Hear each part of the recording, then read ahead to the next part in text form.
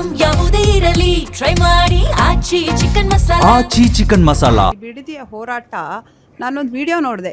ಒಂದು ಮೂಕ ವ್ಯಕ್ತಿ ಮಿಸ್ಟರ್ ಚಂದ್ರಶೇಖರ್ ಅಂತ, ಅವನು ಪ್ರಾಣಿಗಳ ಮೇಲೆ ಇಟ್ಟಿರುವಂತಹ ಪ್ರೀತಿ, ಅವನು ಹೈನುಗಾರಿಕೆಯಲ್ಲಿ ಬದುಕನ್ನು ಕಟ್ಕೊಂಡಿರೋ ರೀತಿ ನೋಡಿದ್ರೆ ನಾನು ಸಾಮಾನ್ಯ ರೈತ ಕುಟುಂಬದ ಹೆಣ್ಮಗಳಾಗಿ ಹೇಳ್ತೀನಿ, ಈ ಹೋರಾಟಕ್ಕೆ ಬಂದಿರೋದೇ ಇದೆ ದೇಶಕ್ಕೆ. ಹೇಳ್ತಾ ಇದ್ರು ನೀವೇನ್ರಿ ಈ ಹೋರಾಟದಲ್ಲಿ ಭಾಗಿಸಕ್ಕೆ ನಿಮ್ಗೆ ಹಕ್ಕಿಲ್ಲ ಅಂತ, ಯಾಕ್ರಿ ಮಾತಾಡಬಾರ್ದು? ಸಂಕಟಾಗುತ್ತ್ರಿ. 15 ಲಕ್ಷ ಗಿಡಗಳನ್ನ ಮಾರಣ ಹೋಮ ಮಾಡ್ತಿದ್ದಾರೆ. ಇವ್ರಿಗೆ ಯಾರಿಗೂ ನೋವಾಗ್ತಾ ಇಲ್ಲ ಅಂತ. ಕೋವಿಡ್ ಟೈಮಲ್ಲಿ ಇಲ್ಲಿಂದ ಹೋಗಿ ಹಳ್ಳಿಯಲ್ಲಿ ಬಂದು ಕಟ್ಕೋಬೇಕಂತ ಹೋದವರು ನಾವು. ನಿಮಗೇನು ಅನಿಸ್ತಾ ಇಲ್ಲ ಅಂದ್ರೆ ಒಬ್ಬ ರೈತಾಪಿ ಮನುಷ್ಯನಿಗೆ ಅವಮಾನ ಆಗಬೇಕು, ನಾಚಿಕೆ ಆಗಬೇಕು, ನಿಜವಾಗ್ಲೂ ನಾಚಿಕೆ ಆಗಬೇಕು. ರೈತಗಳು ನೋಡಿ ಈಗ ಸ್ಯಾಪ್ಲಿಂಗ್ ಮಾಡ್ತಿದ್ದಾರೆ. ಎಷ್ಟೋ 50,000 ನಾಳೆ ಶಿವರಾಮ್ ಕಾರಂತ ಬಡಾವಣೆಯಲ್ಲಿ. DK ಶಿವಕುಮಾರ್ ಅವರೇ, ಇಲ್ಲಿ ತೊಟ್ಲುನೂ ತೂಗ್ತೀರಿ, ಮಗುನೂ ಜಿಟಕ್ತೀರಿ. ನೋಡ್ರಿ, ಇಲ್ಲಿ 100 ಮರಗಳನ್ನ ಹೋಮ ಮಾಡಿ ಅಲ್ಲಿ ಗಿಡ ನಡೆಸ್ತಿದ್ದೀರಿ. ಅದು ಬೆಳಗ್ಗೆ 20 ವರ್ಷ ಬೇಕು. ಅದರಲ್ಲಿ ಎಷ್ಟೋ ಗಿಡಗಳು ಸತ್ತೋಗ್ತವೆ. ಏನ್ರಿ ಇದು ನಿಮ್ಮ ಉದ್ದೇಶ? ನಿಜವಾಗ್ಲೂ ಹೋರಾಟ. ಇಲ್ಲಿ ನೋಡಿ, ಇಲ್ಲಿ ನಮ್ಮ ಬೆಂಗಳೂರಿನ ಜನ, ಇಲ್ಲಿನ ಯಾವುದು ಇಲ್ಲಿ ಬೈಲಮಂಗಲ ಅಲ್ಲಿರುವಂತಹ ಆ ಹೈನುಗಾರಿಕೆಯಿಂದ ಬಂದಂತಹ ಹಾಲನ್ನ 6,000 ಎಷ್ಟು ಅದನ್ನ ಲೀಟರ್ನ ಬಳಸ್ತಿದ್ದಾರೆ. ಏನ್ರಿ, ನಾನೊಬ್ಬರು ಬೆಂಗಳೂರು ಹೆಣ್ಣುಮಗಳಾಗಿ ಹೇಳ್ತೀನಿ, ರೈತಾಪಿ ಹೆಣ್ಣುಮಗಳಾಗಿ ಹೇಳ್ತೀನಿ, ಬನ್ನಿರಿ ಬೆಂಗಳೂರು ಜನ ಇದಕ್ಕೆ ಭಾಗವಹಿಸಿ ಅಂತ ಹೇಳ್ತೀನಿ. ನಿಜವಾಗ್ಲೂ ಈ ಮೂಕ ವೇದನೆ ಇದು ರಾಜಕೀಯೇತರ ಮೂಕ ವೇದನೆಯ ಆ ಚಂದ್ರಶೇಖರ್ ಮತ್ತೆ ರೈತರ ಪರವಾಗಿ ನನ್ನ ಮಾತು ಅಂತ ಹೇಳಕ್ ಇಷ್ಟಪಡ್ತೀನಿ. ಮೇಡಮ್, ನಂದು ಒಂದೇ ಕ್ವಶನ್. ಇವಾಗ ಏನ್ ಹೇಳ್ತಿದ್ದಾರೆ 80% ಅಂತ ಹೇಳಿದ್ರಲ್ಲ, ಅವ್ರು ಹೇಳ್ದಂಗೆ ಪಾಣಿ ಸಮೇತ ಕುತ್ಕೊಳ್ಳಿ. ಒಂದು ಎರಡನೇದು, ಭೂಮಿ ಇಲ್ದೇ ಎಷ್ಟೋ ಜನ ಪಾಲನೆ ಮಾಡ್ಕೊಂಡಿಲ್ಲ. ನಾನು ಬಹಳ ದಿನದಿಂದ ನೋಡ್ತಾ ಇದ್ದೀನಿ, ಕುತ್ಕೊಳ್ಳಿ ಬರ್ಲಿ, ಕುತ್ಕೊಳ್ಳಿ ಅಲ್ಲಿ ಬರ್ಲಿ, ಇಲ್ಲಿ ಬರ್ಲಿ. ಯಾರು ಬರಕ್ ರೆಡಿ ಇಲ್ಲ. ಸುಮ್ನೆ ಬರ್ಲಿ ಬರ್ಲಿ ಬರ್ಲಿ ಅಂದ್ರೆ ಯಾರು ಬಂದವ್ರು ಇಷ್ಟಿರ ಹೇಳಿ. ಇವಾಗ ಅವ್ರು ಹೇಳ್ತಿಲ್ಲ, ನಿಮ್ಮ ಹತ್ರಕ್ಕೆ ಯಾರು ಬರ್ತಾರೆ? ಯಾರು ಬಂದಿಲ್ಲ. ನೀವು ಅವತ್ತಿಂದ ಇಲ್ಲಿ ಬರ್ಲಿ, ಪಾಣಿ ಬರ್ಲಿ, ಸರ್ಕಲ್ ಬರ್ಲಿ. ಮೇಡಮ್, ನೀವ್ ಎಷ್ಟೇ ಕೂಗ್ರಿ ನಿಮ್ಮನ್ನ ಯಾರು ಕೇಳಿಸ್ಕೊಳಲ್ಲ. ಆಯ್ತು ಮೇಡಮ್, ಇವಾಗ ಯಾರು ನಿಮ್ಮ ಮಾತಿಗೆ ಬೆಲೆ ಇಲ್ಲ. ನಿಮ್ಮನ್ನ ಯಾರು ಕೇಳಿಸ್ಕೊಳಲ್ಲ. ನೀವು ಬರೀ ಕೂಗಬೇಕು, ಅಳಬೇಕು, ಮಾಧ್ಯಮಗಳ ಮುಂದೆ ಜೋರಾಗಿ ಭಾಷಣ ಹೊಡಿಬೇಕು. ಯಾರು ಕೇಳಿಸ್ಕೊತಿದಾರೆ ನಿಮ್ಮ ಮಾತಾ?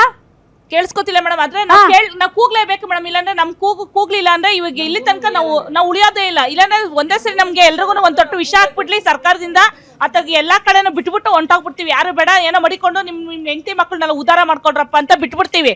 ಈಗ 1 ಎಕರೆಯಿಂದ ಒಳಗಡೆ ಇರೋರಿಗೆ ಏನೋ ಕೊಡ್ತಾರೆ ಕಾಂಪೋಸಿಷನ್ ಅಂತ ಹೇಳಿದ್ರಿ. ಈಗ ಏನು ಇಲ್ದೇನೆ ಮೇಡಮ್ ಪಾಲಿಗೆ ಗುತ್ತಿಗೆ ಮಾಡ್ಕೊಂಡು ಬರ್ತೀರಾ, ಅವ್ರಿಗೆ ಏನ್ ಕೊಡ್ತೀರಾ? ಕೂಲಿ ಮಾಡೋಂಥವ್ರಿಗೆ ಎಷ್ಟೋ ಜನ ಇದಾರೆ ಮೇಡಮ್ ಈ ತರ ಜಮೀನೇ ಇಲ್ದಿರೋರಿಗೆ. ಅವ್ರಿಗೆ ಕೆಲಸನೋ ಇಲ್ಲ ಕಸ ಗುಡ್ಸೋ ಕೆಲಸನೋ ಕೊಡ್ತಾರೆ ಮೇಡಮ್. ನನಗೆ ಬೇಕಾಗಿಲ್ಲ ಮೇಡಮ್. 10,000 ನಾನು ನಿಂತ್ಕೊಳಕ್ ಆಗಲ್ಲ. ಇವತ್ತು ನಾವು 20,000 30,000 ಸಂಪಾದನೆ ಮಾಡ್ತೀವಿ ಹಾಲಲ್ಲಿ. ಮತ್ತೆ ಇನ್ನೊಂದ್ ಏನ್ ಹೇಳ್ತಾರೆ, ಕಾಂಪೋಸಿಷನ್. ಅಭಿವೃದ್ಧಿ ಬೇಡವಾ ನಿಮ್ಗೆ? ಮೇಡಮ್, 1 ಎಕರೆ ಮಾರ್ಬಿಟ್ಟು ಅಭಿವೃದ್ಧಿ ಮೇಡಮ್ ನಾನು ಕೇಳ್ತೀನಿ. 1 ಎಕರೆ ಮಾರಿದ್ರೆ ಇವತ್ತು 2 ಕೋಟಿ ಕೊಡ್ತಿರಲ್ವಾ? ಎಲ್ಲ ಹೊರಗಡೆ ಹೋಗಿ 80 ಲಕ್ಷ ಕೊಟ್ಟು ಒಂದ್ ಸೈಟ್ ತಗೋತೀನಿ, ಒಂದ್ ಮನೆ ಕಟ್ತೀನಿ. 2 ಮಕ್ಳಿದೆ, ಒಂದು ಮಗ ಓದ್ತಾನೆ, ಒಂದ್ ಮಗ ಓದಲ್ಲ. ಮುಂದಕ್ಕೆ ಫ್ಯೂಚರ್ ಏನ್ ಮೇಡಮ್? ನಾನು ಹೆಂಗ್ ಸಾಕ್ಬೇಕು ಅವ್ರನ್ನ? ಹಣೆ ಬರವಪ್ಪ. ಹಣೆ ಬರ ಅಂದ್ರೆ ರೈತರ ಹುಟ್ಟಿದೆ ತಪ್ಪ ಹಂಗಾದ್ರೆ ನಾವು ಹೇಳ್ಬಿಡಿ. ಹಂಗಾರೆ ರೈತರು ಬೇಡ, ಹಂಗಾರೆ ಎಲ್ಲ ಸತ್ತೋಗ್ಬಿಡಿ. ಯಾರು ಬೇಡ, ಪ್ರಪಂಚ ಅನ್ನ ಹಾಕೋರೆ ಬೇಡ ಅಂತ ಹೇಳ್ಬಿಡಿ.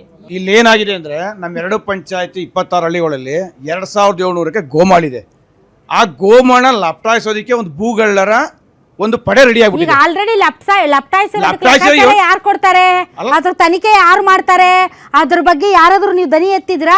ಫಸ್ಟ್ ಅಲ್ಲಿ ಹಿಡೀರಿ, ಇಲ್ಲಿ ಬಿಡ್ತಾರೆ. ಎತ್ತಿರಿ ಮೇಡಮ್. 2006ರಲ್ಲಿ ಇದೇ ಕುಮಾರಸ್ವಾಮಿ ಅವರು ಟೌನ್ಶಿಪ್ ಮಾಡಕ್ ಹೊರಟಾಗ ಮೇಡಮ್, 2006ರಲ್ಲಿ ಕುಮಾರಣ್ಣ ಅವರು ಟೌನ್ಶಿಪ್ ಮಾಡಕ್ ಹೊರಟಾಗ, 5 ಉಪನಗರ ಮಾಡಕ್ ಹೊರಟಾಗ 4 ಬಿಟ್ಟು ಅನಂತರ ದಿನಗಳು 4 ಬಿಟ್ಟು ಬಿಡದಿ ಒಂದು ಇಟ್ಕೊಂತಾರೆ. ಆವಾಗ ಬೈಲಮಂಗಲದಲ್ಲಿ ಅದು ಟೌನ್ಶಿಪ್ ನಿಲ್ಸೋದಿಕ್ಕೆ ಯಾರು ಹೋರಾಟ ಮಾಡಿದ್ರು? DK ಶಿವಕುಮಾರ್ ಆದಿಯಾಗಿ ಕಾಗೋಡು ತಿಮ್ಮಪ್ಪನವರು ಇಡೀ ಕಾಂಗ್ರೆಸ್ ಸಚಿವ ಸಂಪುಟನೆ ಬಂದು ನಿಂತಿತ್ತು. ಯಾವುದೇ ಕಾರಣಕ್ಕೂ ರೈತರ 1 ಇಂಚು ಭೂಮಿನ ಸರ್ಕಾರ ವಶಪಡಿಸ್ಕೊಳ್ಳೋದು ಬಿಡೋದಿಲ್ಲ ಅಂತ. ನೀವು ಅವತ್ತು ಹೋರಾಟ ಮಾಡಿಬಿಟ್ಟು ಇವತ್ತಾಕೆ ಮಾರಾಟ ಮಾಡ್ತಾ ಇದ್ದೀರಾ?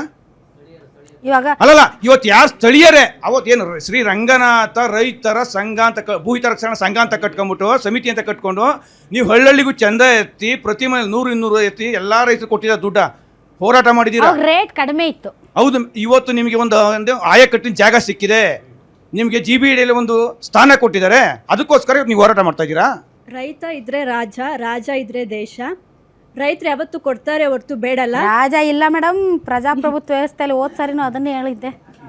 DK ಶಿವಕುಮಾರ್ ಅವರು ಏನು ಕೊಟ್ಟಿಲ್ಲ ಅಂದ್ರೂ ಪರವಾಗಿಲ್ಲ, ರೈತರ ಭೂಮಿನ ಕಿತ್ಕೋಬೇಡಿ ಅಂತ ಕೇಳ್ತಿದ್ವಿ. ಆಯ್ತು, ಥ್ಯಾಂಕ್ ಯು ವೆರಿ ಮಚ್. ತಾವೆಲ್ಲರೂ ಇಷ್ಟೊತ್ತು ಕಾರ್ಯಕ್ರಮದಲ್ಲಿ ಭಾಗವಹಿಸಿದ್ರಿ, ತಮಗೂ ಕೂಡ ಧನ್ಯವಾದಗಳು.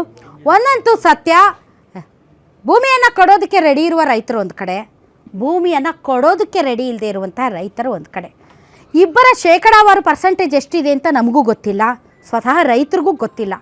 ಆದರೆ ಸರ್ಕಾರಕ್ಕೆ ಇದರ ಬಗ್ಗೆ ಅಧಿಕೃತವಾದಂಥ ಮಾಹಿತಿ ಇದೆ. 20%, 10%, 5%.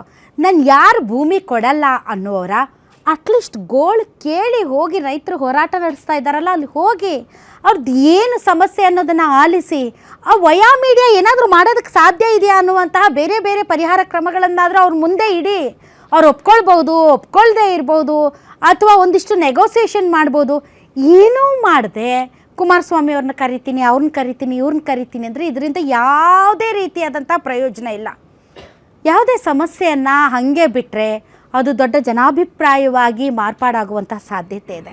ಇವತ್ತು ಬಿಡದಿ ರೈತರ ಪರವಾಗಿ ರಾಜ್ಯದ ಮೂಲೆ ಮೂಲೆಗಳಿಂದ ರೈತರು ಬಂದು ಅವರ ಹೋರಾಟಕ್ಕೆ ಬೆಂಬಲ ಕೊಡ್ತಾ ಇದ್ದಾರೆ. ಹೀಗೆ ಬಿಟ್ಟರೆ ಈ ಹೋರಾಟ ಇನ್ನಷ್ಟು ಪ್ರಬಲವಾಗುತ್ತೆ, ಈ ಹೋರಾಟ ಇನ್ನಷ್ಟು ಗಟ್ಟಿಯಾಗುತ್ತೆ. ಆಗ ನಾವು ಏನು ಮಾಡ್ತೀನಿ ಅಂದರೂ ಒಂದು ಜನಾಭಿಪ್ರಾಯದ ಮುಂದೆ ನೀವು ತಲೆಬಾಗಬೇಕಾಗತ್ತೆ. ಆ್ಯಂಡ್ ಮೋರ್ ಓವರ್ ಇದು ಸರ್ಕಾರಿ ವಿರೋಧಿ ಹೋರಾಟವಾದರೆ ಆಡಳಿತ ನಡೆಸ್ತಾ ಇರುವಂತಹ ಯಾವುದೇ ಮುಖ್ಯಮಂತ್ರಿಗೆ ಅದು ಒಳ್ಳೆಯದಲ್ಲ. ಈ ನಿಟ್ಟಿನಲ್ಲಿ ಮುಖ್ಯಮಂತ್ರಿಗಳು ಸೇರಿದಂತೆ ಸ್ಥಳೀಯ MLA ಬಾಲಕೃಷ್ಣ ಅವರು ಹೋಗಿ ಮಾತಾಡಿಸಿ ಅಲ್ಲ, ನಿಮ್ಗೇನಾಗುತ್ತೆ, ಹೋಗಿ ಮಾತಾಡಿಸಿ. ಆ ಸರ್ಕಲ್ಗೆ ಈ ಸರ್ಕಲ್ಗೆ ಯಾಕೆ ಹೋಗ್ತೀರಾ? ರೈತರು ಶೆಡ್ ಹಾಕ್ಕೊಂಡು ಹೋರಾಟ ಮಾಡ್ತಾ ಇದ್ದಾರಲ್ಲ, ಅಲ್ಲಿಗೆ ಹೋಗಿ ಮನವೊಲಿಸೋ ಪ್ರಯತ್ನ ಮಾಡಿ. ಏನೂ ಮಾಡದೆ ನಾನು ಸ್ವಾಧೀನನೇ ಮಾಡ್ಕೋತೀನಿ, ನಾನು ಏನು ಮಾಡಿದ್ರೂ ಬಿಡಲ್ಲ ಅನ್ನೋ ಆ್ಯಟಿಟ್ಯೂಡ್ ಇದೆಯಲ್ಲ, ಅದು ಸರಿ ಇಲ್ಲ ಅಂತ ಅನಿಸುತ್ತೆ. ಬಟ್ ಡೆಫಿನೆಟ್ಲಿ ಅಭಿವೃದ್ಧಿ ಮತ್ತು ರೈತರ ಹೋರಾಟ ಇದರ ಮಧ್ಯೆ ಯಾವ ರೀತಿಯಾದ ಪರಿಹಾರವನ್ನು ಈ ಸರ್ಕಾರ ತೆಗೆದುಕೊಂಡು ಬರುತ್ತೆ, ತನ್ನ ಜಾಣತನವನ್ನು ಪ್ರದರ್ಶಿಸುತ್ತೆ ಅನ್ನೋದನ್ನು ಕಾದು ನೋಡೋಣ. ಒಂದಂತೂ ಸತ್ಯ, ರೈತರ ಸಮಾಧಿ ಮೇಲೆ ಅಭಿವೃದ್ಧಿ ಮಾಡೋಕ್ಕೆ ಹೋದರೆ ಅದು ಯಾವತ್ತಿದ್ರೂ ಉದ್ಧಾರ ಆಗಲ್ಲ. ದಯವಿಟ್ಟು ರೈತರ ಒಂದು ಅಳಲೇನಿದೆ ಅದಕ್ಕೆ ಕಿವಿಗೊಡದೆ ನಿಜವಾದ ಸರ್ಕಾರದ ಲಕ್ಷಣ.